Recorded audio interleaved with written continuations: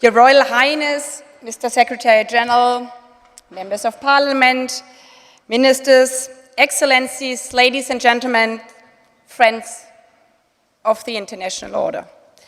I'm honored to join you this afternoon, good afternoon, and allow me to thank the United Nations Association of the United Kingdom for convening this special commemorative gathering here in this very special place, where the General Assembly met for the first time 80 years ago. If the signing of the Charter less than a year earlier at San Francisco planted the seed of modern multilateralism, that first meeting of the General Assembly here was the moment it came to fruition. 80 years later, we can see the seeds that our predecessors planted blossom in the textbooks distributed by UNICEF, in the rice delivered through emergency assistance by the World Food Programme, in the millions of vaccinations by the World Health Organization, and yes, also in the work of the General Assembly, the most representative UN body with now 193 member states, giving it unique political legitimacy and moral authority. At the same time, we should not, even at anniversaries, sugarcoat that the United Nations and its principles are not only under pressure, but under heavy attack. As not all of us are singing from the same songbook anymore. So let us use this special moment inside this wonderful building to not simply celebrate, but rather reflect on what can be learned from that cold January day in 1946, when delegates walked through the same streets of London as we did this morning, but to the streets that were scared by the devastation of war committed by my country back then, Nazi Germany. Many of the founding 51 states knew almost nothing but suffering and despair. 2 world wars in a generation, 70 million dead. The horrors of the Holocaust revealed to our collective shame. Nagasaki and Hiroshima obliterated. Over 700 million, nearly a third of humanity back then, still under colonial rule. And yet, when we look at the archival photographs and the movie we just saw this morning of that first meeting of the General Assembly in January 46, something remarkable stands out. The faces, the smiles, the unmistakable presence of hope. Hope that even after catastrophes, nations could break the cycle of destruction and choose cooperation over confrontation. The resolve that demonstrates this leaves us with no excuses today. Yet we meet in challenging times. But if our predecessors could emerge from devastation with the resolve to chart a better path forward, how can we credibly argue that we are incapable of doing the same? We need to summon the same resolve found by the delegates in this hall 80 years ago, to form a cross-regional alliance, to defend our international rules-based order and the Charter every single day. Looking at the last 2 weeks, this obviously sounds way easier than it is. Yet, the story of the United Nations was never one of simple victories, nor was it built for easy tasks. It was built from the beginning by and relied on those who were steering against unimaginable heavy headwinds. Remember the archival footage, again, we just saw this morning earlier. These black and white grainy video with crackling sound, but at the end, a crystal clear voice from the then British Prime Minister Clement Attlee. We must and will succeed. in spite of those who called them naive or pure idealists. We now know that they did succeed.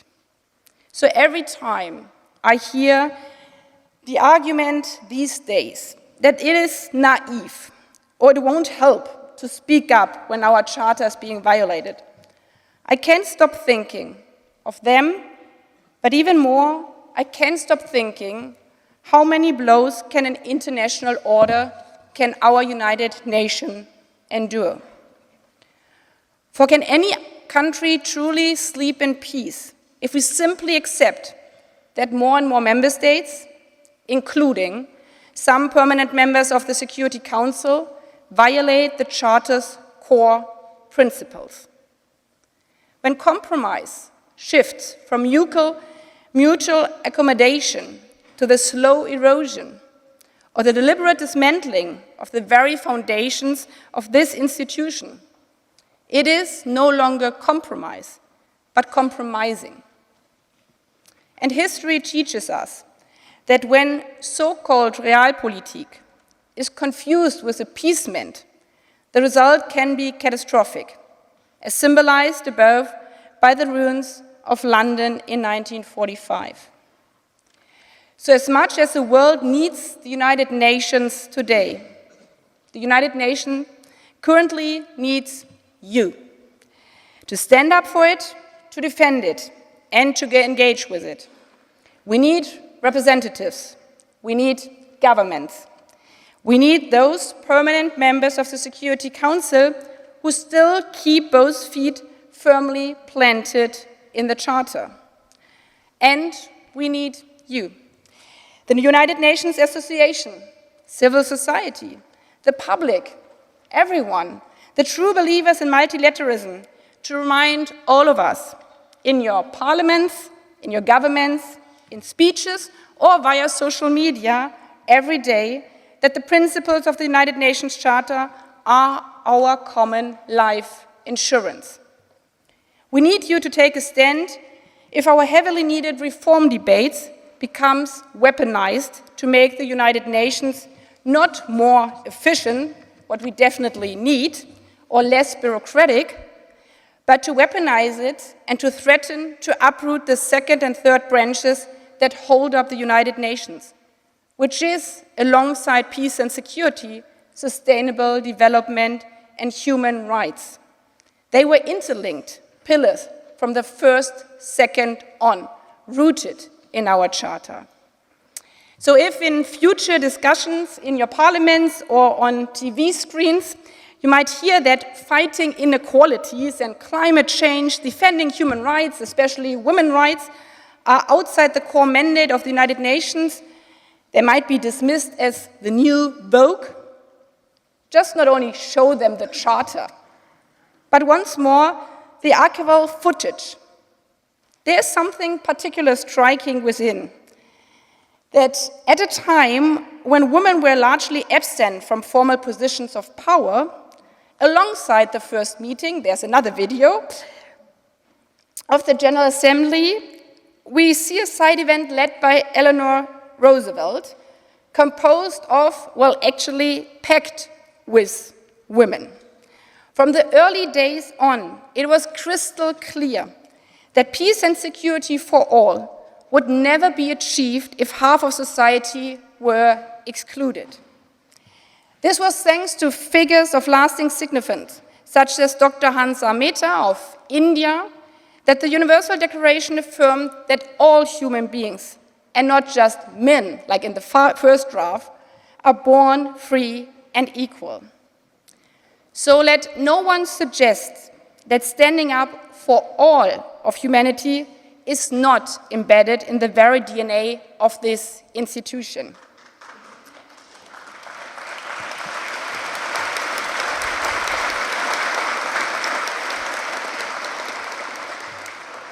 I hope we hear the applause also then in later debates, because in the upcoming hearings of the Secretary General, in this regard, when we make the choice by 193 member states in selecting the next Secretary General of this institution, this choice will send a powerful signal whether this organization, 80 years later, is truly serving all of humanity, half of which are women and girls.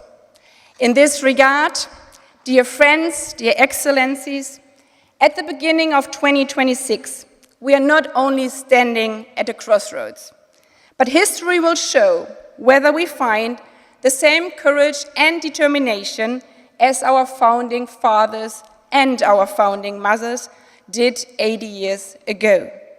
We will see it in the face of the next Secretary General. We will feel it in the scale and ambition of our reform led by the Secretary General, the UN80.